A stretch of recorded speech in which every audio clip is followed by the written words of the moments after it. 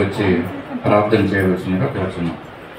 దేవుడు తన పరిశుద్ధాత్మను విడుదల చేసి దేవుని యొక్క వర్తమానాన్ని మాటల్ని మనకు వినిపించేలాగా ఆయనే ముందుండి మనం రక్షించేలాగా మనం ప్రార్థన చేసుకున్నాం.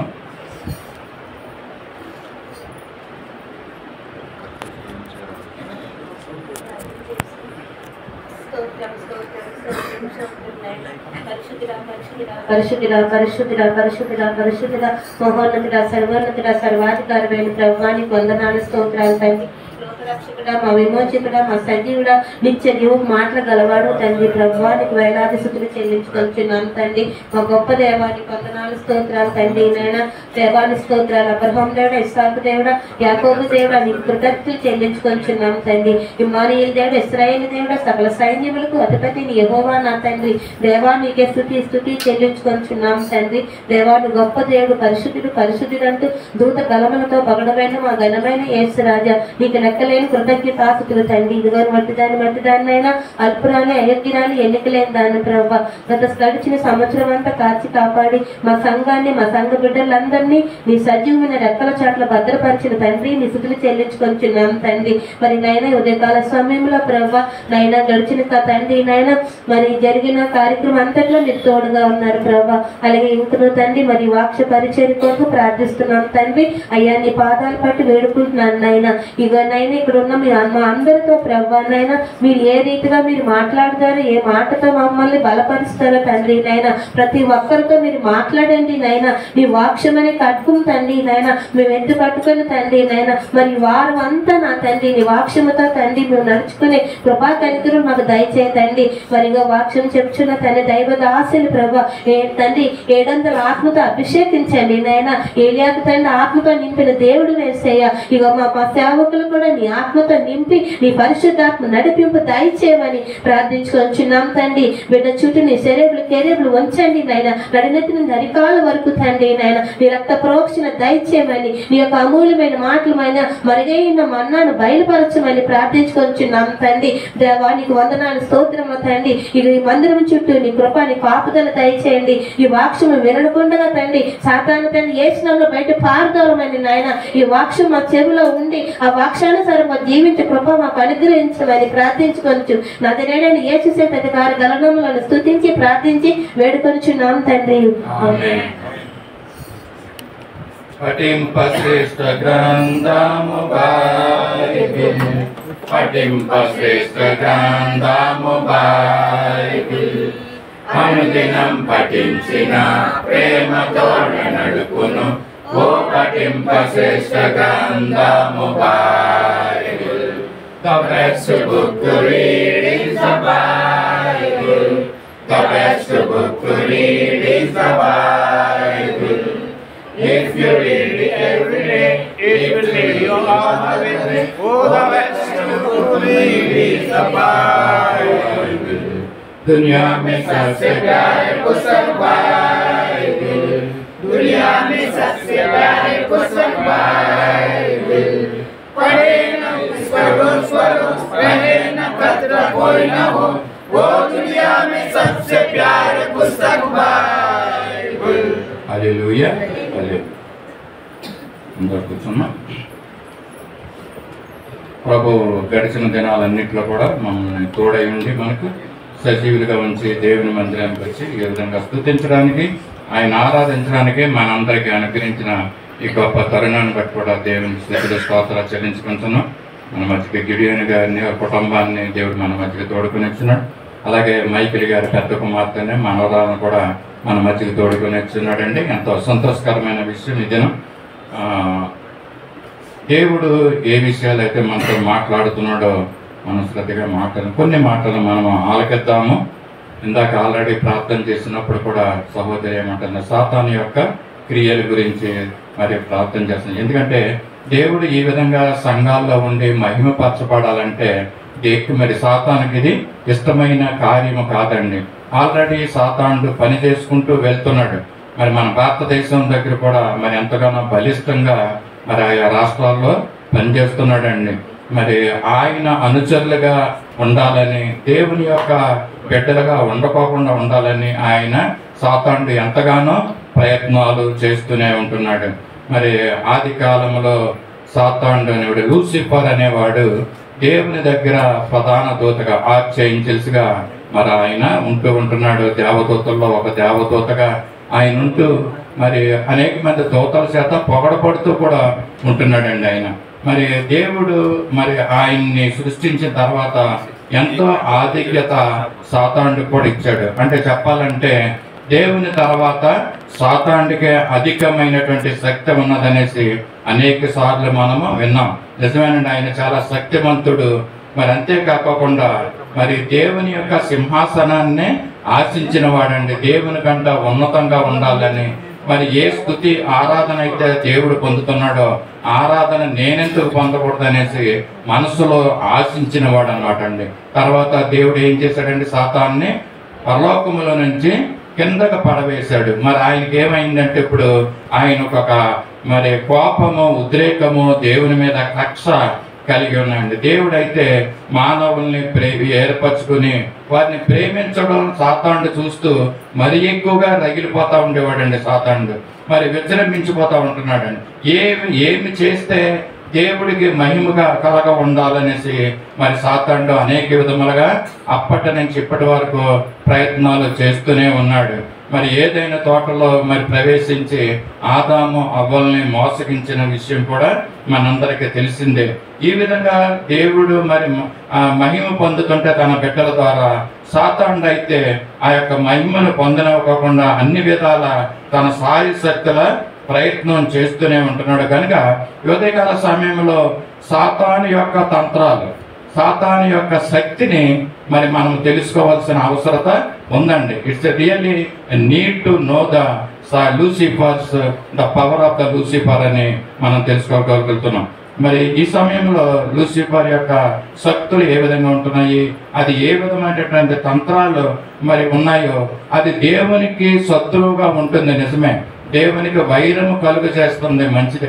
కానీ మరి దేవుని నమ్ముకున్న బిడ్డలను కూడా మరి వారిని కూడా శత్రువులుగా మరి చేస్తుంది. చాలా మంది అంటారు మనకు శత్రువు కాదండి సాతాను, కానీ మనకు స్నేహితుడు, మనకు తండ్రి అయిన దేవునికి సాతానుడు శత్రువు అయినప్పుడు మనం కూడా ఆ శత్రువుని ఏ విధంగా జయించాలో మనం ఆ విషయాలు తెలుసుకోవాల్సిన అవసరం ఉందండి. ఇప్పటికే ఆ సమయంలో యేసు ప్రభుల వారు కూడా ఈ లోకానికి వచ్చినప్పుడు మరి ఆయన్ని లేఖనాలు ఇచ్చి ఆ యొక్క లూసిఫర్ మాట్లాడుతుంటే అదే లేఖనములతోటి సాతాన్ని ఎదుర్కొన్నాడండి యేసు ప్రభుల వారు. కనుక దేవుని బిడ్డలైన మనం కూడా సాతాను విషయాలు మనం తెలుసుకొని దాన్ని ఎదిరించాలి, దాని నుంచి మనం తప్పించుకోవాలి. అంటే మన సాతాను యొక్క మరి శక్తుల్ని మనము తెలుసుకోవాలండి. దాని యొక్క బలము ఏంటి, సాతాను యొక్క దాని యొక్క బలహీనత ఏంటి అనేది మనం తెలుసుకోవాలి. ఒక వ్యక్తి అవతల వ్యక్తిని స్నేహితుడిగా చేసుకోవాలంటే మనం ఏం చేస్తామంటే ఆ స్నేహితుడు మంచి క్వాలిటీస్ ఉన్నాయా లేవనేసి మనం చూస్తూ ఉంటాం కదా. ఇతను నాకు స్నేహితుడిగా ఉండగలడా, నాలాంటి మంచి గుణాలు ఇతనిలో ఉంటేనే అతనితోటి స్నేహం చేస్తామండి కదా.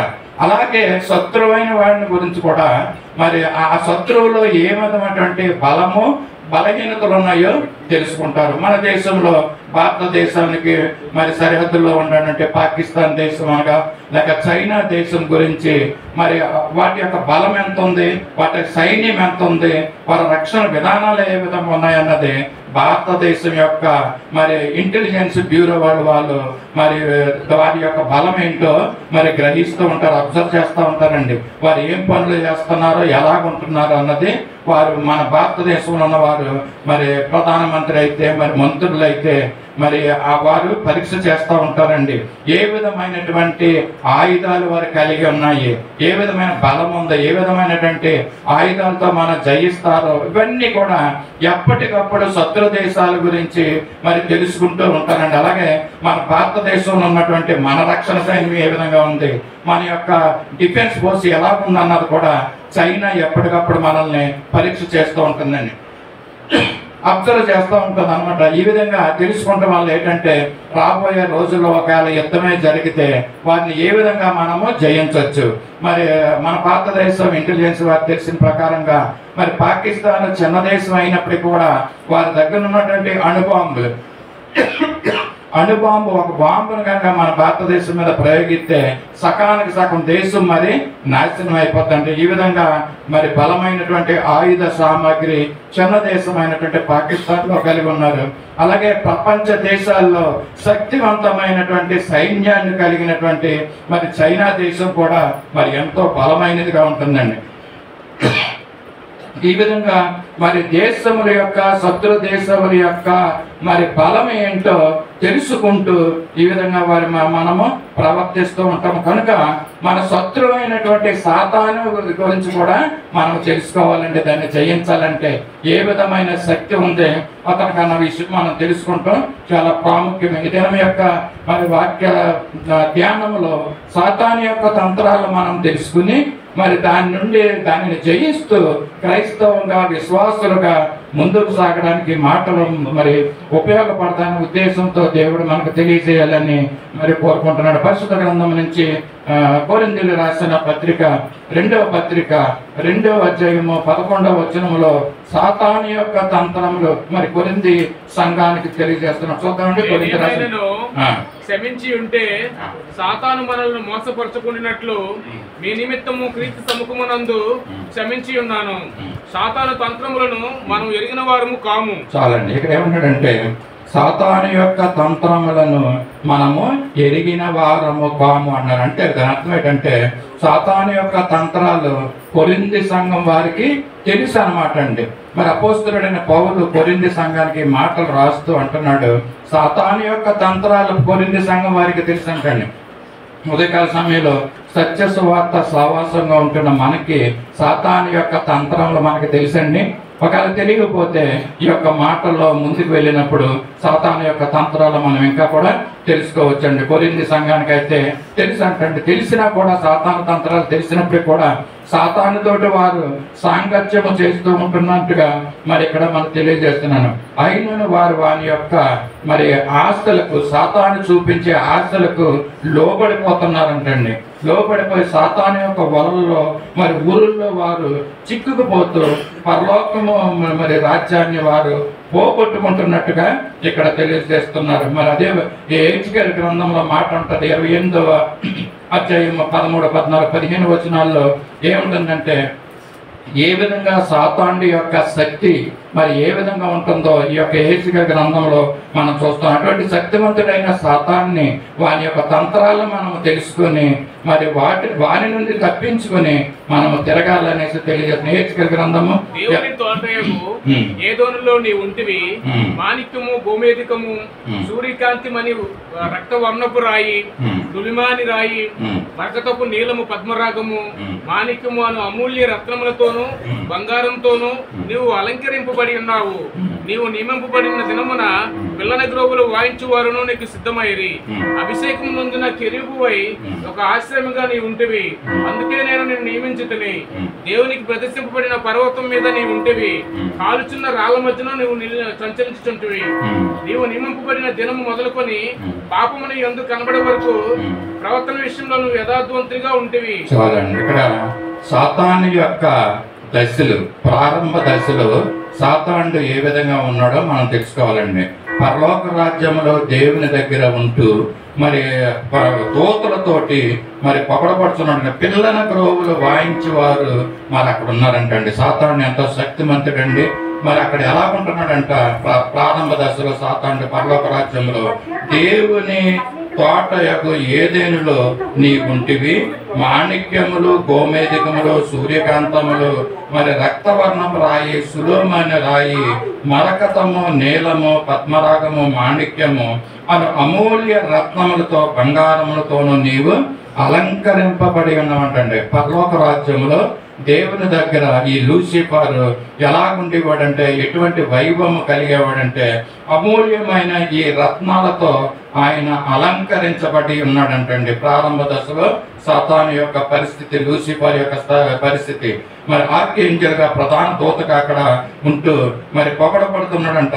దేవుని చేత ఏర్పరచబడిన వాడు, దేవుని చేత నియమింపబడిన వాడని యెహెజ్కేలు గ్రంథంలో మనం చూస్తున్నాం. అంతేకాకుండా దేవుని చేత అభిషేకింపబడినటువంటి కెరూబుగా ఆయన ఉంటున్నాడు అంటే లూసిఫర్, నేను నిన్ను నియమించితిని, దేవునికి ప్రతిష్ఠింపబడిన పర్వతం మీద నీవు ఉంటివి. పరలోక రాజ్యంలో దేవుని ఉన్నత పర్వతం మీద ఈ లూసిఫర్ ఉంటున్నట్టుగా ఎంత మరి ఆధిక్యత లూసిఫర్కి దేవుడు ఇచ్చినాడో. ప్రారంభ దినాల్లో పరలోకం నుంచి పడద్రోయబడక ముందు ఏ విధమైనటువంటి వైభవముతో లూసిఫర్ ఉంటున్నాడు ఇక్కడ మనం చూస్తున్నాం. 15వ వచనంలో అంటాడు, నీవు నియమింపబడిన దినము మొదలుకొని పాపము నీ యందు కనబడే వరకు ప్రవర్తన విషయంలో నీవు యథార్థవంతుడుగా ఉన్నాడంటే. లూసిఫర్ ముందుగా దేవుని దగ్గర ఎలా ఉన్నాడంటండి?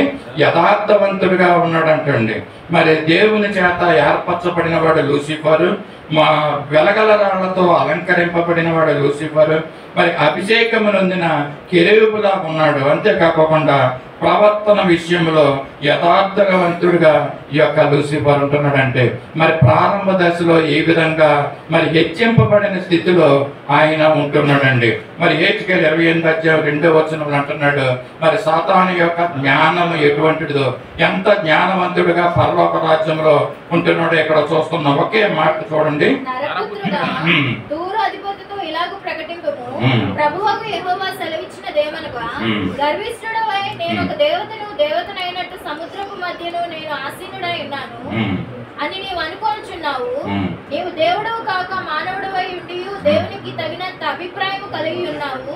నీవు దానియేలు కంటే జ్ఞానవంతుడవు. చాలు. ఇక్కడ ఏం చెప్తున్నాడంటే లూసిఫర్ ఎంత జ్ఞానవంతుడంటే, తెలివైన వాడంటే, దేవుని తర్వాత మరి అధికమైనటువంటి జ్ఞానము కలిగిన వాడు ఎవరనంటే మరి ఇక్కడ దానియేలు కంటే జ్ఞానవంతుడు అనేసి ఈ యొక్క లూసిఫర్ గురించి చెప్పడం మనం చూస్తూ ఉంటున్నామండి. మరి సొలొమోను జ్ఞానవంతుడని చెప్తారు కదండి. మరి చాలా జ్ఞానము దేవుడు సొలొమోనుకి ఇచ్చాడని. కానీ ఇక్కడ ఏమంటాడంటే దానియేలు కంటే నువ్వు జ్ఞానవంతుడు అని అంటున్నాడండి. అంటే సొలొమోనుకి దేవుడు మరి ఈహలోకమైనటువంటి జ్ఞానం, ఈ లోకాన్ని మరి పరిపాలించడానికి, ఈ దేశాన్ని మరి జ్ఞానం కావాలని అడిగినప్పుడు దేవుణ్ణి సొలొమోను మరి దేవుడు ఆయనకి సొలొమోనుకి మరి ఈ లోకరీత్యా మరి ఎంతో జ్ఞానాన్ని ఆయనకు అనుగ్రహించాడండి. దానియేలుకైతే పరలోక సంబంధమైనటువంటి జ్ఞానము ఆయనకు దేవుడు ఆయనకి ఇచ్చి ఉన్నాడు. అందుకనే మరి ఈ యొక్క లూసిఫర్నితో మాట్లాడుతున్నప్పుడు సొలొమోను కంటే జ్ఞానవంతుడు నువ్వు కావనేసి అంటలేదు, కానీ ఇక్కడ ఏమన్నాడంటే దానియేలు కంటే జ్ఞానవంతుడు నువ్వు అనేసి ఇక్కడ చెప్పడం తెలియజేస్తున్నారు. ఎందుకంటే పరలోకమైనటువంటి జ్ఞానము దానియేలుకు అనుగ్రహింపబడ్డదండి.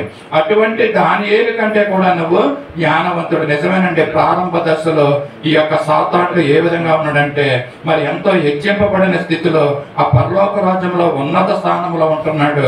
మరి కొనియాడబడుతున్నాడు. మరి వెలగల రాళ్లతో ఆయన అలంకరించబడుతున్నాడు. దేవుని చేత ఏర్పరచబడిన వ్యక్తిగా అతను ఉంటున్నాడు. పిల్లల గ్రోవులు మరి ఆయన నిమిత్తమే మరి వాయించబడుతున్నట్లుగా మనం ఇక్కడ చూస్తున్నాం. అంతేకాకుండా దానియేలు కంటే జ్ఞానవంతుడనేసి మరి ఇతని గురించి తెలియజేయడం చూస్తున్నాం కదండి. ఎంత జ్ఞానవంతుడు! అటువంటి జ్ఞానవంతుడు ప్రారంభ దశలో ఎంత ఉన్నతమైన స్థితిలో ఉంటున్నటువంటి ఆ సాతాను యొక్క హృదయంలో ఏమొచ్చిందంటండి, దేవుని యొక్క సింహాసనాన్ని మరి అధిరోహించాలనే దాన్ని ఆసీనుడై ఉండాలనేసి మనస్సులో అతనికి ఆశ పుట్టిందంటండి. దేవుడు మరి అంతరంగాలను తెలిసిన వాడు, హృదయ రహస్యాన్ని ఎరిగిన వాడు కనుక సాతాను యొక్క అంతరంగాన్ని దేవుడు తెలుసుకుని మరి అక్కడి నుంచి పడవేయడం మనం చూస్తూ ఉంటున్నాము. మరి మోసే అహరోనులకి వ్యతిరేకంగా, మోసేకి వ్యతిరేకంగా సిప్పోరా మరి ఆమె యొక్క మిరియాము మరి ఆయనకి వ్యతిరేకంగా మరి హృదయంలో అనుకుందంటండి. దేవుడు దాన్ని చూసి మరి ఆమెకు భయంకరమైనటువంటి వ్యాధిని కలుగు చేసినట్లుగా మనం చూస్తూ ఉంటున్నాము. కనుక మానవుల యొక్క హృదయాల్లో ఏ విధమైన తలంపులు, ఏ విధమైనటువంటి ఆలోచనలు వస్తాయో హృదయ రహస్యాలు ఎరిగినటువంటి దేవునికి సమస్తము తెలిసిన గనక ఈ సాతానుడు ఏ విధమైనటువంటి ఆలోచన కలిగి ఉన్నాడో దేవుడు తెలుసుకుని ఏం చేశాడంటే పరలోక రాజ్యం నుండి మరి క్రిందకు పడవేసినట్లుగా మనం చూస్తూ ఉంటున్నాం. యెషయా గ్రంథంలో మాట చూస్తాం 14వ అధ్యాయంలో మరి 12వ వచనంలో. ఇది రెండవ దశ అంటే సాతాను యొక్క ప్రారంభ దశ ఏ విధమైనటువంటి ఉన్నతమైనదిగా ఉందో మన విషయాలు మనం తెలుసుకున్నాం. ఇప్పుడు రెండవ దశలో మరి సాతానుడు ఏ విధంగా పడదోయబడ్డాడో యెషయా గ్రంథము 14వ అధ్యాయం తేజో నక్షత్రమా వేకువ చుక్క ఎట్లు ఆకాశం నుండి ఆకాశం నుండి పడవేయబడి జనమును పడగొట్టిన నీవు నేలమట్టు వరకు ఎట్లు నరకబడితివి. నేను ఆకాశంకి ఎక్కిపోవుదను, దేవుని నక్షత్రముల పైగా నా సింహాసనమును హెచ్చించును, ఉత్తర దిక్కునున్న సభాపర్వతం మీద కూర్చుందును, మేఘమండలం మీదకి ఎక్కుదును, మహోన్నతిని నన్ను సమానంగా చేసుకుందును అని నీవు మనస్సులో అనుకుంటేవి కదా. చాలండి. ఇక్కడ ఏంటండి? తేజో నక్షత్రమా వేకువ చొక్క. ఈ తేజో నక్షత్రమా వేకువ చొక్క అన్న మాట ఎవరి గురించి సంబోధిస్తున్నాడండి? అక్కడ సాతాను గురించి సంబోధిస్తున్నాడు కదండి. మరి దాన్ని అది ఏమంటుందంటే ఉత్తర దిక్కునున్న సభా పర్వతం మీద కూర్చుంటాననేసి అది మనసులో అనుకుందంట. అంతేకాకుండా మహోన్నతునితో నన్ను సమానులుగా చేసుకుందినని మనసులో అనుకుంటేవి కదా. వాడు ఎప్పుడైతే మనసులో అనుకున్నాడో దేవుడు మనసులో అనుకున్నది తెలుసుకుని అతన్ని ఏం చేశాడంటే కిందకి పడద్రోయడం మనం చూస్తున్నాం. తేజో నక్షత్రమా వేకువ చొక్కా నువ్వు ఎలాగూ పడద్రోయపడతావు అన్నట్టుగా యెషయా గ్రంథంలో ఈ మాటలను మనం చూస్తున్నాం. ఇప్పుడు ఏంటంటే ఇది రెండో దశలో కాడు వచ్చేసాడండి. అంటే మధ్య దశ, ప్రారంభ దశ ఉన్నతమైన స్థితి. మరి మధ్య దశలోకి మరి సాతానుడు పడద్రోయపడ్డాడు. ఈ భూమిలోకి వచ్చి మరి మనుషుల యొక్క హృదయాల్లో ప్రవేశిస్తూ మరి దాని వైపు మరి ఆ యొక్క మనుషుల్ని తిప్పుకుంటూ మనము చూస్తూ ఉంటున్నామండి. మనసులో సాతానుడు ఏం చేశాడంటే దేవుని యొక్క సింహాసనాన్ని ఆశించాడు. వీడి ఆశ మంచిదా లేక దురాశ అంటే అది దురాశ పడ్డాడండి. దురాశ మరి దుర్ద జ్ఞానానికి చేయటండి. ఏంటంటే దురాశ దుఃఖానికి చేయటం అన్నట్టుగా మరి వాడి జీవితం ఏమైందంటే మరి కిందకి పడతోయబడిన వాడుగా వాడు చేయబడ్డాడండి. తేజో నక్షత్రమా వేకువ చొక్క నీవెట్లు ఆకాశం నుండి పడితివని పడిన దగ్గర నుండి వాడు ఏం చేస్తున్నాడంటే అవమానంతో వాడు రగిలిపోతున్నాడంటే కోపంతో ఉగ్రతతో దేవుని మీద తిరుగుబాటు చేస్తూ దేవునికి ఇష్టమైన మనుషుని అందరిని పెట్టిన అందరిని కూడా దాని వైపు తిప్పుకోవటానికి అప్పటి నుంచి ఇప్పటి వరకు ఈ మధ్య దశలో వాడు చేయని పనులంటూ లేడండి. మరి ఎంతో చాకచక్యంగా మరి మనుషుల్ని లొంగ తీసుకుంటూ ఉంటున్నాడు. అనేకమైన ఊరుల్ని ఊరి మరి వేసి మనుషుల్ని వాడి యొక్క స్థితిలోకి మరి మనుషుల్ని తీసుకెళ్ళడం మనం చూస్తూ ఉంటున్నాము. మొదటి స్థానము నుండి సాతానుడు మరి మధ్య దశకి కిందకి పడవేయబడిన స్థితిలోకి వచ్చాడంటే మనం అయితే యేసుప్రభుల వారు మరి ఎంతో కింద స్థితిలో ఉంటున్న వాడిని పెంట కుప్పలతో సమానమైనటువంటి మనల్ని దేవుడు ఏంటంటే మనం ప్రేమించి ఆయన కుమారుని పంపించి మరి కింద స్థితిలో నుంచి మనల్ని అంచెలంచెలుగా పైకి లేపతీసడానికి దేవుడు ప్రణాళిక వేసి తన కార్యాలు జరిగిస్తున్నాడు. ఇక్కడ సాతాను చేసే కార్యాలు ఏ విధంగా ఉంటున్నావో మరికొన్ని మనం తెలుసుకున్న సాతాను యొక్క గుణగణాలు, సాతాను యొక్క తంత్రాలు ఏ విధంగా ఉన్నాయో మనం చూస్తున్నాం. పై దశ నుంచి ఉన్నతమైన స్థితి నుంచి ఈ మధ్య దశలోకి వాడు పడదోయబడ్డాడండి. కొరింథీ రాసిన పత్రిక ఏ విధంగా మరి సాతానుడు మనల్ని మోసం చేస్తున్నాడో కొరింథీ రాసిన పత్రిక 2వ పత్రిక 11వ అధ్యాయము 3వ వచనం ద్వారా ఎటువంటి మోసాలు చేస్తున్నాడో చూస్తున్నామండి. తనకు యుక్తి చేత హవ్వను మోసపరిచినట్లు ఈ మనసులను చెరపబడి క్రీస్తు ఎడలనున్న సరళత నుండి పవిత్రత నుండి ఎట్లయినా తొలగిపోవునేమో అని భయపడుచున్నాను. చాలండి. ఇక్కడ మళ్ళా అపోస్తలుడైన పౌలు కొరింథీ సంఘానికి రాస్తూ ఏమంటాడంటే సర్పము తన కుయుక్తి చేత అవ్వను మోసపరిచినట్లు క్రీస్తు ఎడలున్న మన పవిత్రను సరళతను మన భక్తిని మరి మన మనసులో నుండి చెరిపి వేస్తుందంటండి. అంటే ఏ విధంగా ఈ మధ్యస్థ దశలో ఉన్నటువంటి సాతానుడు ప్రయత్నం చేస్తున్నాడో చూస్తున్నాం. సర్పం ఏ విధంగా మరి అవ్వను మోసపరిచిందో కదండి. మరి అక్కడ ఏదైనా తోటలో అవ్వను ఏ విధంగా మోసపరిచిందో ఈ విధంగా ఇప్పటికి కూడా పండుతోటి మరి అవ్వమ్మని మోసపరిచింది. ఈ దినాల్లో సాతానుడు మనకి ఏది అవసరమో సాతానుడు ముందుగా గుర్తెరుగుతున్నాడండి. ఏంటి కావాలి పలానా వ్యక్తులకి మరి ఆ యొక్క ఎవరైనా హవ్వ అయితే ఆ పండు గురించి ఆశపడ్డదంటండి. చూడడానికి అది ఎంతో రమ్యముగాను మరి అందముగాను ఉండడం అది చూసిందంట. తినడానికి ఎంతో రుచికరంగా ఉందన్నట్టుగా కూడా మన వాక్యాల్లో మనం చూస్తున్నాం. ఈ దినాల్లో మనల్ని కూడా మరి రుచి అయినటువంటి పదార్థాలతోటి సాతానుడు సర్పం ఏం చేస్తుందంటే మనల్ని మోసపరుస్తుంది.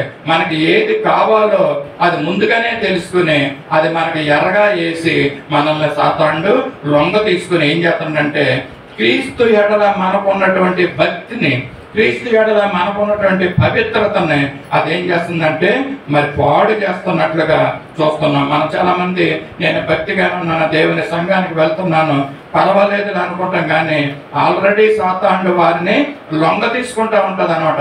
మరి ఏం చెప్తుందంటే నువ్వు మందిరానికి వెళ్ళి పర్వాలేదు, పాటలు పాడు పర్వాలేదు, నువ్వు నా మనిషిగా ఉండాలనేసి. అవునండి, చాలా మంది దినాల్లో ఈ విధంగానే సాతాను యొక్క మనుషులుగా ఉంటూ సాతాను యొక్క కోరికలను ఇచ్చను నెరవేరుస్తూ దేవుని మందిరానికి వస్తూ దేవుని పెట్టడంగా కూడా చలామణి అయిపోయేవారు ఈ రోజుల్లో లేకపోలేదండి. ఈ విధంగా అనేక విధాలుగా మరి సాతానుడు మోసపుచ్చుతుందండి. ఆ యొక్క తంత్రాలను మన మీద ఉపయోగించి మరి యుద్ధోపకరణాలు మరి ఆ తంత్రాలన్నింటినీ మన మీద ఉపయోగించి సాతానుడు మనల్ని లొంగ తీసుకుంటుందండి. మరి అందుకనే పౌలు భక్తుడు ఏం చెప్తున్నాడంటే సర్పం ఏ విధంగా అవమాన మోసపుచ్చిందో మనలో ఉన్నటువంటి పవిత్రతను ఇది పాడు చేస్తుందండి. నిజంగానే మనము భక్తులమా, విశ్వాసులమా, మరి దేవుని యొక్క ప్రియమైన బిడ్డలుగా మనం జీవించగలుగుతున్నామంటే మనలో ఉన్నటువంటి పవిత్రత, మనలో ఉన్నటువంటి భక్తిని మనము పాడు చేసుకోకూడదండి. దేవుని కొరకు ఆ పవిత్రతను, పరిశుద్ధతను కలిగి మనం జీవించుకోవాలండి. మరి సాతాను అయితే మన మనసులో దూరి మన యొక్క పరిశుద్ధతను పాడు చేస్తుందండి. ఆలోచన ద్వారా మనలో దూరి మరి చెడ్డ ఆలోచన మనకు కలిగించి మరి దురాశ అనేటువంటి ఆలోచన మనకు కలిగించి ఈ లోకంలో మనం లొంగ తీసుకుంటూ ఉంటుందండి. అది ఎవరంటే కుయుక్తి పరుడు అంటాడు. ఎంతో కుయుక్తిగా తాను చేసుకోవాల్సిన పనిని ఏ విధంగా చేస్తుందంటే చాప కింద నీరులాగా మెల్లిగా మనకు తెలియకోకుండా మరి సాతానుడు మనల్ని లొంగ తీసుకుని తాను చేయవలసిన పనులన్నింటినీ కూడా చేసుకుంటూ వెళ్తుందండి. మరి వాడు సాతాను యొక్క గుణగణాలు లేక వారికి ఉన్నటువంటి బిరుదులు ఏమంటే దీంట్లో చూస్తున్నాము కుయుక్తి పరుడు అంటండి. మన భక్తి జీవితాన్ని పాడు చేస్తూ ఉంటుందండి. యోహాను సువార్త 8:44 వాడు ఏమంటాడంటే సాతానుడు ఎలాంటి వాడు అంటే మధ్య దశలో ఉంటున్నటువంటి సాతానుడు తన బిడ్డలైనటువంటి ప్రభువు బిడ్డలుగా ఉంటున్న వారందరినీ కూడా చెరిపివేయాలని, ప్రభువుకు దూరంగా ఉంచాలనేసి అనేకమైన ఆలోచనల యొక్క తంత్రాలు పుట్టిస్తున్నాడు. యోహాను సువార్త 8:44 మీరు మీ తండ్రి యొక్క అపవాది సంబంధులు, మీ తండ్రి దురాశలు నెరవేర్చుకోరుచున్నారు. ఆది నుండి వాడు నరహంతకుడై ఉండి సత్యమందు నిలిచిన వాడు కాడు, వాని యందు సత్యమే లేదు. వాడు అబద్ధం ఆడినప్పుడు తన స్వభావం అనుసరించే మాట్లాడును. వాడు అబద్ధకుడును, అబద్ధమునకు జనకుడై అన్నాడు. చాలండి. ఇక్కడ రెండవదిగా ఏం చెప్తున్నాడంటే సాతాను యొక్క బిరుదులు ఏంటంటే ఇక్కడ వాడు నరహంతకుడై అంటున్నాడంట. అంతేకాకుండా ఎప్పుడు సత్యము మాట్లాడండి, మనల్ని కూడా సత్యము పలకనివ్వడు. ఏదైనా ఎవరితో మాట్లాడుతున్నాం అనుకోండి, మొదటి మాటలోనే అబద్ధం వచ్చేస్తూ ఉంటుంది. ఎందుకంటే సాతాను ఆ విధంగా మనల్ని లొంగ తీసుకుని ఉంచుకుంటాడు అనమాట అండి. మనం మాట్లాడగానే మొదటి మాట అబద్ధం వచ్చేస్తూ ఉంటుంది నోట్లో నుంచి. ఎందుకంటే వాడు అబద్ధికుడు గనక, అబద్ధమునకు జనకుడు అనేసి ఉంటున్నారు. అంతేకాకుండా వాడు నరహంతకుడు అయి ఉన్నాడు అంటండి. సత్యమును మనతో మాట్లాడినవాడంటండి, సత్యములో మనల్ని నిలవనివ్వడంటండి అని చెప్తున్నారు ఇక్కడ మాటలో. అబద్ధం ఆడినప్పుడు సత్యం లాగానే అది ఉంటుందంట, మనల్ని నమ్మ పలుకుతూ ఉంటాడంటండి ఇది సత్యం అనేసి. కానీ అది అబద్ధంతో ఉంటున్నదంటండి. అబద్ధకుడును అబద్ధమునకు జనకుడు అంటండి, నరహంతకుడు. మరి అంతేకాకుండా ఆయన కుయుక్తి పరుడంట, ఆయన అబద్ధికుడును అబద్ధానికి జనకుడుగా ఉంటున్నాడు. సాతాను చూసారా, మరి మధ్యస్థ సమయంలో మరి దేవుని యొక్క రాకడకు ముందు లేక ఆయన సాతానుడు పరలోకం నుంచి పడగొట్టబడిన తర్వాత ఈ మధ్యస్థ కాలంలో లోకంలో ఉండి మనుషుల యొక్క హృదయాల్ని ఏ విధంగా మారుస్తున్నాడో, ఎంతో మోసకరమైన జీవితాన్ని జీవింప చేస్తున్నాడు. మేము క్రైస్తవులు అని పైకి చెప్పుకుంటూ ఉంటారు, కానీ చేసే పనులన్నీ ఎలా ఉంటాయంటే ఇదిగో ఆ అబద్ధికుడు నా అబద్ధికి యొక్క జనకుడు మాదిరిగా మన పనులు ఉంటాయనేసి ఇక్కడ తెలియజేస్తున్నాడు. 3వ బిరుదండి అతను ఏంటంటాడు, మత్తయి సువార్త 4వ అధ్యాయము 3వ వచనంలో మనం చూస్తాం. సాతానుడికి ఇచ్చి ఉన్నటువంటి బిరుదులు అతను ఏ విధంగా మరి మనుషుల్లో ఏ విధంగా మోసకరమైన జీవితాలు జీవింపు చేస్తున్నాడో మనం ఇక్కడ చూద్దాం. మత్తయి 4:3లో ఏముందంటే, ఆయన శోధకుడు ఆయనకు వద్దకు వచ్చి దేవుని కుమారుడు అయితే ఈ రాళ్ళు రొట్టెలగినట్లు ఆజ్ఞాపించమనెను. చూడండి, ఈ మాట ఎప్పుడు చెప్తున్నాడంటే, శోధకుడు వచ్చి యేసు ప్రభుల వారు 40 దినాలు ఉపవాసం ఉన్నప్పుడు, ఆకలి కొని ఉన్నప్పుడు సాతాను అనుకుంది, ఈయన మనుష్య రూపంగా ఈ లోకానికి వచ్చాడు, మానవుని యొక్క కోరికలు మానవుని యొక్క ఆశలు ఈయనలో ఉండకపోవు, మరి ఉపవాసం ఉన్నాడు కనుక ఇన్ని దినాలు తప్పుకోకుండా నేను చెప్పే మాటకి ఈయన లోపడతాడన్న ఉద్దేశంతో ఎంతో వంచనతో యేసు ప్రభు దగ్గరికి వచ్చాడంట. ఎవరంటే అతను శోధకుడు, శోధిస్తూ ఉంటాడంటండి. ఈ శోధకుడు ఏం చెప్తున్నాడంటే, ఆయన ఎద్దకు వచ్చి దేవుని కుమారుడు అయితే నీవు ఈ రాళ్లను రొట్టెలగినట్లు ఆజ్ఞాపించమన్నప్పుడు లేఖనాలు ఎత్తి ఈ మాటలో సాతాను చెప్తానంటే, యేసు ప్రభుల వారు అదే లేఖనములతో నువ్వు పొమ్ము అనేసి నువ్వు నీ దేవుడని యెహోవాను మరి సేవించమన్నట్లుగా ఇక్కడ చూస్తున్నాడు. యేసు ప్రభుని మరి వశపరచుకోవాలని చూసుకున్నది, కానీ మరి యేసు ప్రభుల వారు దానికి లోబడలేదండి. దీన్ని బట్టి మనం తెలుసుకోవాల్సింది ఏంటంటే, సాతాను వచ్చి మనకు ప్రలోభ పెట్టినప్పుడు, అనేకమైన ఆశలు మనకు చూపిస్తున్నప్పుడు, అది ఆహారమైనటువంటి ఆశ, ధనాశ లేక లోకాశ, ఏ విధమైనటువంటి ఆశలు అయినప్పటికీ కూడా ఆ ఆశల్ని మనము త్యజించిన వాడంగా దానికి లొంగిపోకపోకుండా మరి స్థిరమైన జీవితాలు కలిగి నిలబడి విశ్వాసంలో మనం జీవించాలని ఈ మాట ద్వారా మనకు తెలుసుకున్న సాతానుకు తెలుసు ఎవరికి ఏమి కావాలో వాటిని ఏం చేస్తుందండి, అది ఎరేస్తుంది. మనుషుల్ని ఏం చేస్తుందండి, అది లొంగ తీసుకుంటుందంటండి. తన యొక్క మనుషులుగా అది చేసుకుంటుందంటండి. కొంతమందికి భోజనం అంటే, ఆహారం అంటే మరి ఆ సమయానికి పెట్టకపోతే ఎంతో మరి గరిబిలి చేసేవారుగా ఉంటున్నారు. కానీ యేసు ప్రభుల వారు 40 దినాలు ఉపవాసం ఉన్నప్పటికీ కూడా మరి ఏ విధంగా కూడా ఆత్మీయంగా బలహీనుడు అవ్వకుండా బలము పొందేమన్నాడు. సాతాన్ని ఎదిరిస్తాడండి. సాతాన్ని మనకు ఎరవేస్తున్నాడు. ఒక చిన్న ఎరని వేసి మరి జాలలు ఏం చేస్తాడంటే, గాలం పట్టుకుని ఆ చేపను పట్టుకుని మరి దాన్ని ప్రాణాలు తీసే పరిస్థితులు ఉంటున్నాయి. కనుక ఆ విధంగా సాతాను కూడా ఏం చేస్తాడంటే, చిన్న ధనం అనే ఆశ లేక చిన్న బంగారం అనేది మరి మరొకటి వాడు ఏం చేస్తున్నాడంటే, మరి కొంతమందికి మరి పేరు కలిగి జీవించాలనేసి, పరపతి కలిగి జీవించాలని కొంతమందికి ఉంటుందంటండి. ఆ విధంగా జీవించడానికి అలాంటి మరి యొక్క ధనం అనే మరి ఒక ఎరని వేస్తూ ఉంటాడంటండి. అలాగే పదవనే ఎరని వేసి మరి సాతాను వారిని లోపరుచుకుంటా ఉంటాడంటండి. ఈ విధంగా వారిని లొంగ తీసుకుంటా ఉంటాడండి.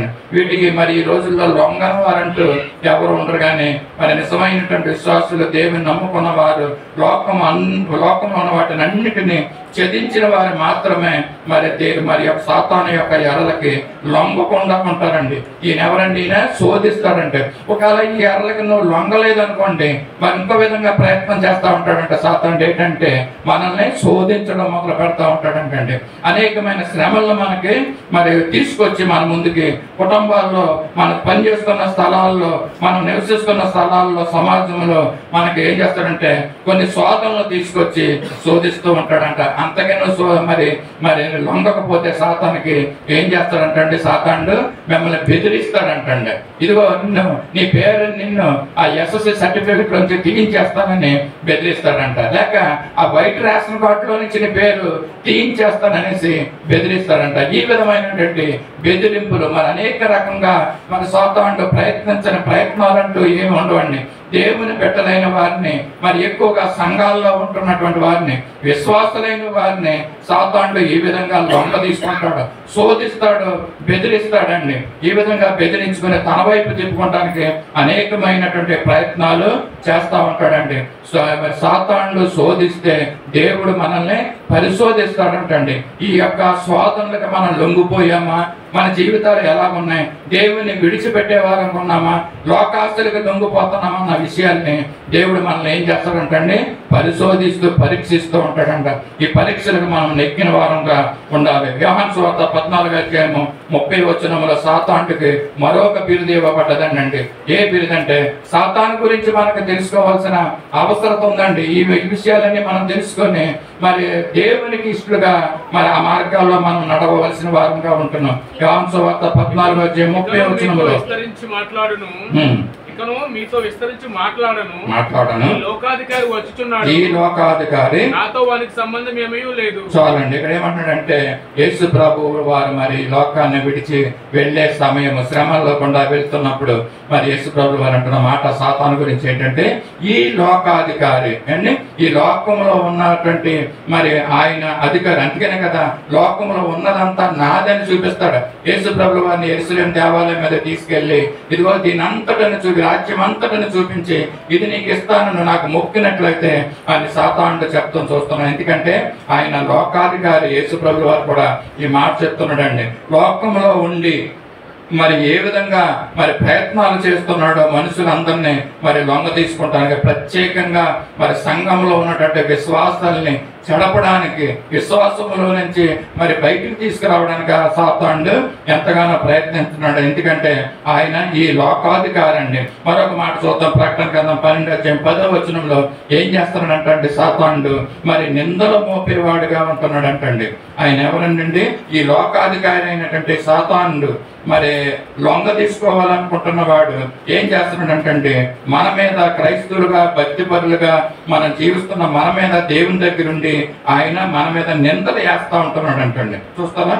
ప్రకటన గ్రంథము 12:10 గొప్ప స్వరము పరలోకమందు ఇలాగో చెప్పుట వింటిని, రాత్రింపగళ్ళు మన దేవుని ఎదుట మన సహోదరుల మీద నేరము మోపు వాడైన అపవాది పడద్రోయబడి ఉన్నాడు కనుక ఇప్పుడు రక్షణయు శక్తియు రాజ్యమును మన దేవుని వాయును. చాలండి. ఇక్కడ ఏమంటాడంటే, రాత్రింపగళ్ళు దేవుని దగ్గరుండి సాతానుడు ఏమంటున్నాడంట, మన సహోదరుల మీద నిందలు మోపుతున్నాడంట, అంటే నేరాలు మోపుతూ ఉంటున్నాడంట.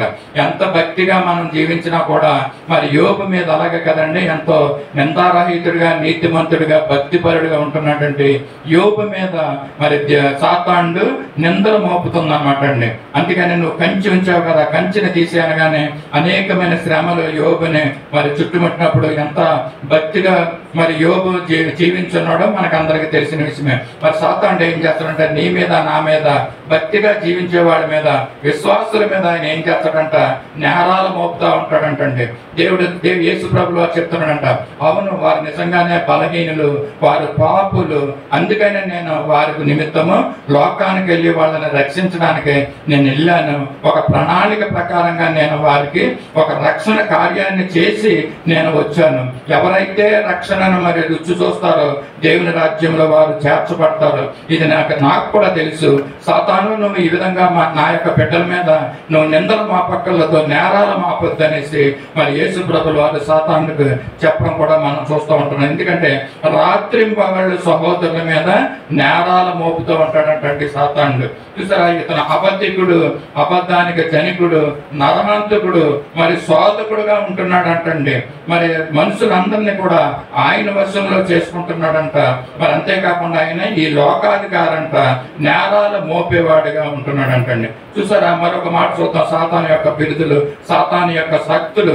కొరింథీ రాసిన 2వ పత్రిక 11:14 మరి సాతాను గురించి ఏమంటున్నాడంటే, తాను మరి వెలుగు దూత వేషం వేసుకుని ఈ లోకంలోకి వచ్చి ఆశ్చర్యము కాదు, సాతాను తానే వెలుగు దూత వేషం ధరించుకొనుచున్నాడు. చాలండి. ఇక్కడ సాతాను అంట అన్ని విధాల మనల్ని విశ్వాసంలో నుంచి పడదోయాలనేసి మరి అన్ని విధాల అది ప్రయత్నం చేస్తూ ఉంటుందండి. ఇంకా ఆఖరికి ఏం చేస్తుందంటే, సాతాను వెలుగుదూత వేషం వేసుకుని ఈ లోకంలో మనలోకి వచ్చి ప్రవేశిస్తుంది. మనం అనుకుంటాము నిజంగానే ఈయన సేవకుడు, మరి దేవుని యొక్క బిడ్డ అనేసి మనం నమ్మేలాగా ఏం చేస్తుందంటే, వెలుగుదూత అయినట్టుగానే వేషం వేసుకుని మన మధ్యలోకి తోడేల వలె ప్రవేశిస్తాయన్నట్టుగా ఇక్కడ మాటలు చూస్తున్నాం. వెలుగుదూత వేషము సాతాను వేసుకుంటుంది. అంత్య దినాల్లో ఈ విధంగా మన మధ్యలోకి వచ్చి మరి నేనే క్రీస్తుని అన్నట్లుగా ఈ వెలుగుదూత తెలియజేసే మాటలు మనం చూస్తూ ఉంటున్నాం. కనుక మనం ఏం చేయాలండి, మనం మోసపోకూడదండి. ఈ వెలుగుదూతను చూసి మనము మోసపోకోకుండా ఏది నిజము, ఏది వాక్యానుసారంగా ఉందో మనం తెలుసుకునే దేవుణ్ణి మనము మరి భక్తి చేయవలసిన వారంగా ఉంటున్నాము. ఇంకో మాట యోహాను సువార్త 1:4 కదండి, ఆయనే చూడగలదండి, ఆయనే జీవము, ఆ జీవమును మనుషులకు వెలుగై ఉండెను, ఆ వెలుగు చీకటిలో ప్రకాశించుతున్నది కానీ చీకటి దానిని గ్రహింపకుండా అన్నట్టుగా ఇక్కడ చూస్తున్నాం. ఆయన వెలుగై ఉన్నాడండి, ఆయన జీవమై ఉన్నాడు. ఆ జీవములో మనుషులకు వెలుగుస్తుందట. ఆ వెలుగు చీకటిలో ప్రకాశిస్తుంది కానీ ఆ చీకటి దాన్ని గ్రహింపుకుంటుందంటండి. వెలుగుగా ఉంటున్నటువంటి దేవుణ్ణి మనం ఆరాధించాలండి. వెలుగుదూత వేషం వేసుకున్నటువంటి సాతాను యొక్క శక్తులకి, సాతాను యొక్క ప్రలోభాలకి మనము లోబడకూడదనేసి ఇక్కడ చూస్తున్నాం. మరి ఆఖరికి ఒక మాట చూసి మనం ముగించుకుందాం. సాతాను యొక్క క్రియలు, సాతాను యొక్క బిరుదులు, సాతాను యొక్క తంత్రాలు ఏ విధంగా ఈ లోకంలో ఉంటున్నాయో, మనల్ని ఏ విధంగా అవి వశపరుచుకుంటున్నాయో మనం తెలుసుకుని మనం జాగ్రత్తగా జీవించవలసిన వారంగా ఉంటున్నాం. హబక్కు గ్రంథం 1:15 సాతానుడు ఏ విధంగా మరి తాను గ్యాలము వేస్తున్నాడంట మనుషులకి, అంతేకాకుండా వల వేస్తున్నాడంటండి. వల విసిరి మనుషుల్ని పట్టుకుని తన యొక్క కబంధాస్తాల్లోకి తీసుకుంటున్నట్లుగా మనం చూస్తున్నాం. హబక్కు గ్రంథము 1 వాడు గాలం వేసి మానవులందరినీ గుచ్చిలాగి ఉరులు ఒగ్గి చిక్కించుకొడుతున్నాడు. వాడు తన వలతో వారిని కూర్చుకొని సంతోషపడి గంతులు వేయిస్తున్నాడు. చూసారు కదా హబక్కు గ్రంథము 1:15 ఏం చేస్తాడంటే సాతానుడు గాలం వేస్తున్నాడు అంటండి.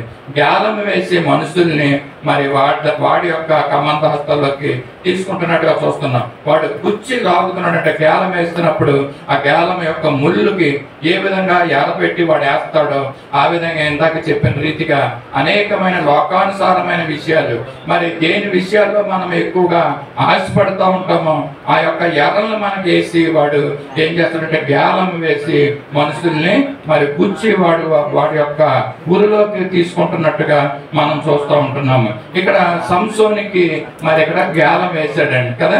ఒక వ్యక్తి ఉన్నాడు అనుకోండి, సాతానుడు ఏం చేస్తాడంటే గాలం వేస్తాడనమాట. మరి ఎక్కువ మంది మనుషులు ఏం చేస్తాడంటే వాడు వల విసురుతాడు అనమాట. వలలోకి అనేక మంది వచ్చి పడతారంటండి. మరి పైకి చూస్తుంటే వాళ్ళు ఎలా ఉంటారంటే దేవుని బిడ్డల్లాగే ఉంటారు, కానీ మరి అంతరంగంలో వారి యొక్క ఆలోచన, వారి యొక్క తలంపులన్నీ ఎలా ఉంటాయంటే సాతాను చెప్పినట్టుగానే వారు చేస్తూ ఉంటారు. చేయవలసిన పనులు చేయకోకుండా చేయకూడని పనులు వారు చేస్తూ ఉంటారండి. సాతానుకి ఇష్టమైనటువంటి పరిస్థితులకు వారు వెళ్ళిపోతూ ఉంటారు. మరి సాతానుడు గాలం వేశాడండి, ఎవరికి? సంసోనికి వేశాడండి. చక్కగా పట్టాడు వాడు కదండి.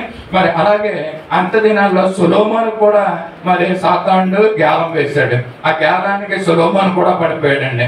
అంతా అనుభవించాడంట. ఆకారం చెప్తాడు, ఇదంతా అనుభవించిన తర్వాత నాకు తెలుసుకున్నది ఒకటే, అదేంటంటే మరి దేవుని యందు భయభక్తులు కలిగి ఉండుటే జ్ఞానానికి మూలము. ఈ లోకంలో నేను అనుభవించిందంతా కూడా అది వ్యర్థము కానీ దేవుని యందు భయభక్తులు ఉంటే అదే నాకు ప్రయోజనకరము, అదే నాకు జ్ఞానం అనేసి, ఇదే మానవ కోటికి ఇదియే విధి అనేసి అతను ఆఖరుగా చెప్పిన మాటలు మనం జ్ఞాపకం చేసుకుంటున్నాం. సొలొమోను మరి ఎంత జ్ఞానవంతుడు అయినప్పటికీ కూడా సాతాను యొక్క గాలానికి పడిపోయాడండి. అయితే తర్వాత వీళ్ళిద్దరు కూడా పశ్చాత్తాపడ్డారు. సంసోనేటి సొలొమోనేటి తర్వాత పశ్చాత్తాపడి దేవుని దగ్గర నుంచి శక్తి పొందుకొని మరి దేవుని మార్గాల్లో నడిచినట్లుగా మనం చూస్తూ ఉంటున్నాం. గాలము వాడుతూ ఉంటాడండి సాతానుడు. మరి అలాగే ఆయన వల కూడా వేస్తాడండి. వల వేయడం ఎవరు చేస్తాడంటే ఎక్కువ మంది జనాలు ఎక్కడైతే ఉంటారో వాడికి కావాలి అక్కడ ఏం చేస్తాడంటే వల విసురుతూ ఉంటాడంటండి. సంఖ్యాకాండం 16:1 మనం చూస్తూ ఉంటున్నాము.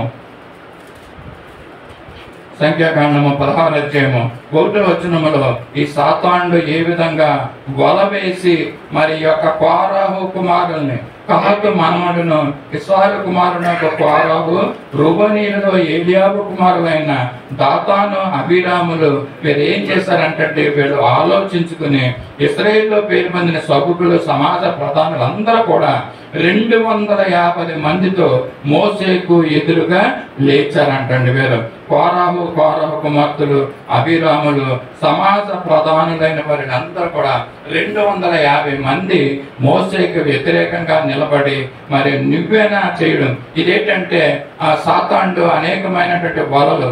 ఇదేనటి వల అంటే మరి పదవి వ్యామోహం అనే వలనే. మరి ఈ యొక్క కోరహ కుమారులు సాతాండుకు లోబడిపోయి మరి వాడు చెప్పినట్లుగా మరి లేచి నిలబడి వారికి వ్యతిరేకంగా ఇక్కడ మాట్లాడటం మనం చూస్తున్నామండి.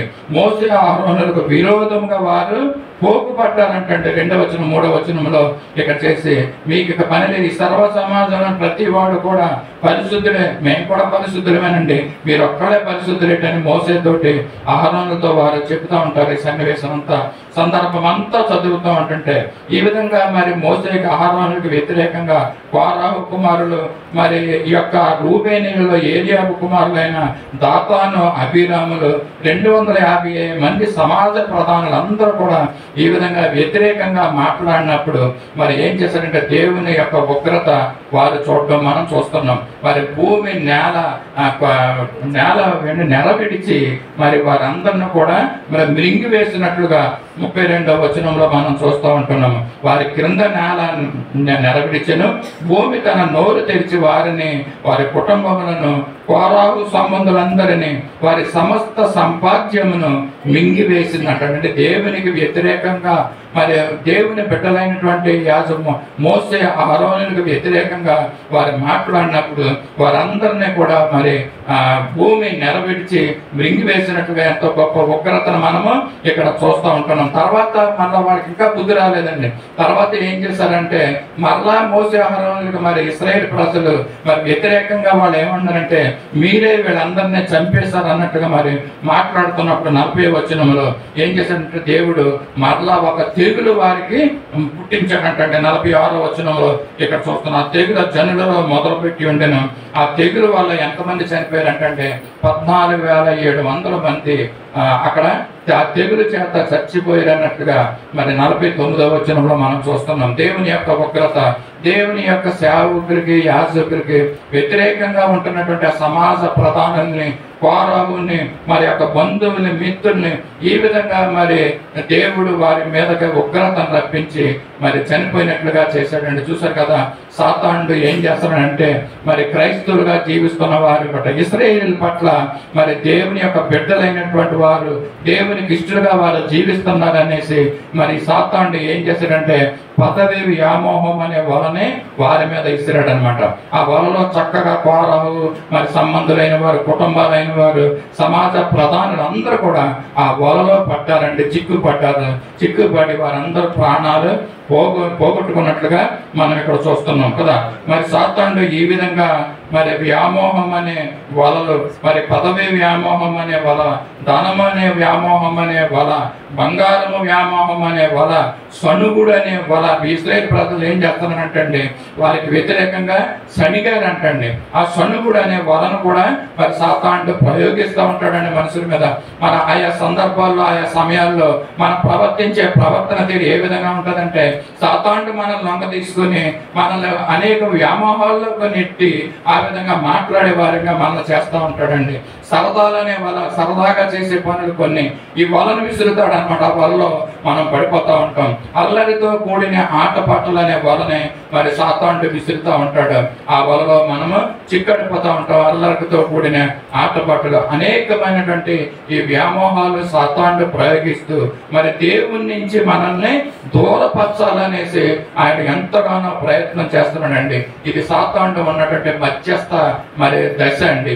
ఈ దశలో ఎలాగైనా కూడా సాధ్యమైనంత మట్టుకు ఎక్కువ మందిని, మనుషుల్ని దేవుని నుంచి దూరపరిచి ఇదిగో అతనికి సాతానుకి తన అనుచరులకి సిద్ధపరిచినటువంటి ఆ పరలోకం లేక నరకానికి తీసుకెళ్లాలని సాతానుడు ఎంతగానో ప్రయత్నిస్తున్నాడో మానవులైన మనము ప్రాముఖ్యంగా సంఘాల్లో మరి అనేక విధాలుగా విశ్వాసంలో ఉండి మరి సాతానుడు తన కార్యాలు చేసుకెళ్ళిపోతున్నాడు, తన క్రియలు చేసుకెళ్ళిపోతున్నాడు. చాప కింద నీరులాగా దేవుని సన్నిధికి ఒకసారి ప్రతి ఆదివారం దేవుని సన్నిధికి వెళ్ళక్కర్లొద్దు, ఈ ఆదివారం వెళ్ళావు కదా వచ్చే ఆదివారం నువ్వు రాక్కర్లొద్దు అని సాతానుడు మళ్ళీ మభ్య పెడతాడండి. అదే మాటను మనం ఆలకించి ఆదివారం దినని పరిశుద్ధ దినాన్ని దేవుని సన్నిధికి వచ్చి ఆరాధించుకోకుండా సాతానుడు ఎంతగానో ప్రయత్నం చేస్తున్నాడు.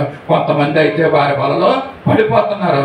ఆ విధంగానే దేవుని సన్నిధికి దూరం అవుతున్నారు, దేవుని మందిరానికి రాకపోకుండా. ప్రియమైన సంగమా, సాతాను యొక్క తంత్రాలను తెలుసుకో. ఏ విధంగా నీ ప్రక్కన చేరి ఏ విధంగా నిన్ను ప్రలోభ పెడుతుందో ఇది సాతాను క్రియ అని నువ్వు తెలుసుకోవాలండి. కనుక ఆ విధంగా తెలుసుకొని సాతానుడికి దూరంగా ఉండాలి. దేవుని యొక్క శక్తిని పొంది విశ్వాసంలో ఇంకా మనం బలపడి మరి ముందుకు సాగాలని ఈ యొక్క మధ్యాహ్నకాల సమయంలో సాతాను యొక్క తంత్రాలు మనము తెలుసుకున్నాము. కనుక మరి ఎటువంటి పరిస్థితుల్లో కూడా సాతానుకి లోబడిపోకుండా దేవుని శక్తిని పొంది మనం ఆ విధంగా జీవించాలని తెలియజేస్తూ ఈ మాటలు ముగిస్తున్నాం. దేవుడు ఈ కొద్ది మాటలు మన వినికిడిలో ఆశీర్వాదకరంగా చేయను గాక. ఆమేన్. ప్రార్థన చేసుకుందాం. మహాపరిశుద్ధుడును సర్వశక్తి కృపానిధి కరుణా సంపన్న కృపను మా దేవ, ఈ పరిశుద్ధ పాదాలకు నా స్తోత్రాలు చెల్లించుకుంటున్నాం. ఈ మధ్యాహ్నకాల సమయంలో సత్య సువార్త సహవాసాన్ని నువ్వు ప్రేమిస్తూ మా తండ్రి సాతాను యొక్క తంత్రాలు మాకు తెలియజేశావు మా ప్రభువా. మా తండ్రి మేము ఇది సాతాను యొక్క క్రియని మేము తెలుసుకుని ఆ కార్యాలు మేము చేయకోకుండా దానికి దూరంగా ఉంటూ మా తండ్రి నిన్ను కలిగిన వారంగా నిన్ను ఆత్మీయంగా మేము బలపడి స్థిరపడి నిన్ను సేవించి నిన్ను ఆరాధించే వారిగా చేయమని కూడా అడుగుతున్నాం మా ప్రభా. నీ స్తోత్రాలు వందనాలు చెల్లించుకునే మాటలు మా హృదయాల్లో ఫలభరితంగా చేయండి. మంచి నేలను పడిన విత్తనాలు మొక్కల వలె అవి ఫలించి నూరంతులు అరుగుదంతులుగా అవి ఫలభరితంగా చేయమని కూడా అడుగుచు ఈ కొద్దిప్పుడు మా కొరకే తిరిగి రానున్న నజరేయుడిని యేసయ్య పరిశుద్ధ నామములో అడిగి వేడుకొంచున్నాం తండ్రి. ఆమేన్. అందరూ లేచి నిలబడి పరలోక ప్రార్థన ఆశీర్వాదంతో సెలవు తీసుకుందాం. పరలోకముందున్న మా తండ్రి, నీ నామం పరిశుద్ధపరచబడును గాక, ఈ రాజ్యం వచ్చిన గాక, నీ చిత్తం పరలోకమందు నెరవేర్చినట్టు భూమి యందు నెరవేరును గాక. మాకు కావాల్సినందున ఆహారం నేడు మాకు దయచేయండి. మా రుణస్థులను క్షమించిన ప్రకారం మా రుణములు క్షమించండి. మమ్మల్ని శోధనలోకి తప్పించి తప్పించండి. రాజ్యము బలము మహిమ నిరంతరం నీవు నావు తండ్రి. ఆమేన్. మన పరమ తండ్రి అయిన దేవుని దివ్యమైన ప్రేమ, మన ప్రభువును రక్షకుడైన యేసుక్రీస్తు యొక్క కృప, సర్వసత్యములోనికి నడిపిస్తున్న పరిశుద్ధ సాత్మని యొక్క సహవాసము, నడిపింపు, సమాధానము, కాపుదల మనకు సత్య సువార్త సహవాసమునకు సార్వత్రిక సంఘమునకు ఇప్పుడు ఎల్లప్పుడూ సదా తోడయండి నడిపించును గాక. ఆమేన్. దీవించి క్షేమమిచ్చి పంపుము, జీవాహార వార్తానిచ్చి